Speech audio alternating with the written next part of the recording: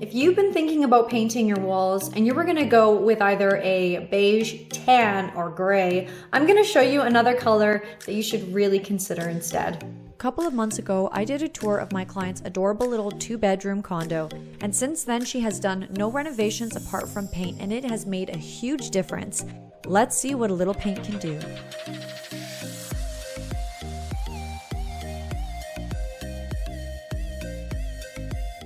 Now, I know that you might be thinking that white is white, but there are so many different types of white to explore. This particular home was painted with a warm white, and it allows the light to burst through the windows, bounce off of the walls, and illuminate this warmth and glow throughout the room that is really something special.